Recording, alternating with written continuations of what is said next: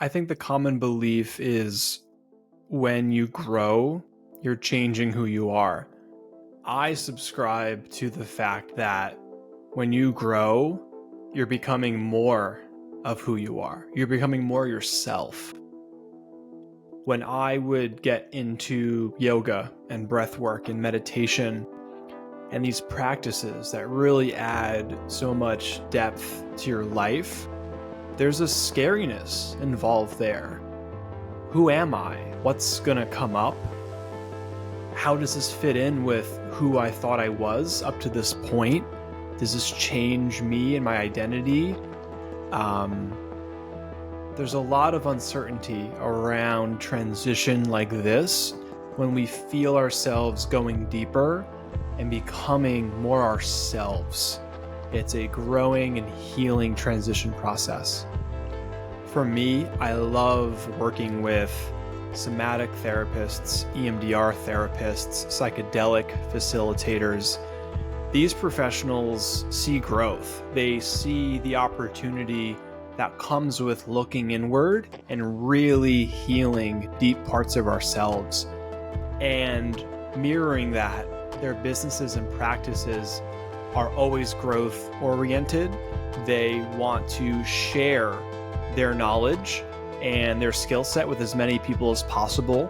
So if you're feeling that urge, or you're feeling like you're in a transition state of growth, when you want to launch a coaching offering, launch a subscription offering, create a video curriculum, push this email campaign or this content campaign you want to push, create social media, put yourself out there more. That's what I've really had a lot of success with my clients. To exist in this world is to try to find this balance between conformity and safety and risk-taking and individuality. We don't want to stray too far from the path, right?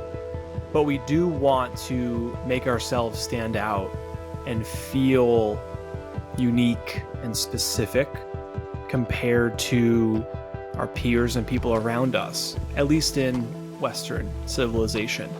This is constant balancing act of needing to learn and acquiesce to the forces around us while also trying to carve out our own little way to make. I am obsessed with complexity in the human experience. I've always been gravitated towards the depth and the complicated in people. It started when I was 15 and researched schizophrenia as part of a high school class. I was able then to volunteer a couple summers in a row in an inpatient unit and work directly with people with schizophrenia.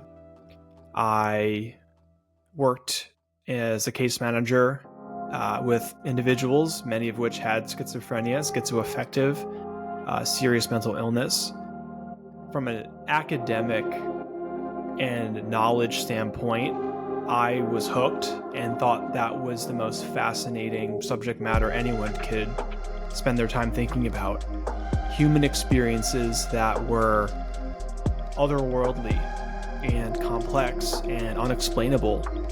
And there's always going to be a part of me that wants to stand out due to complexity.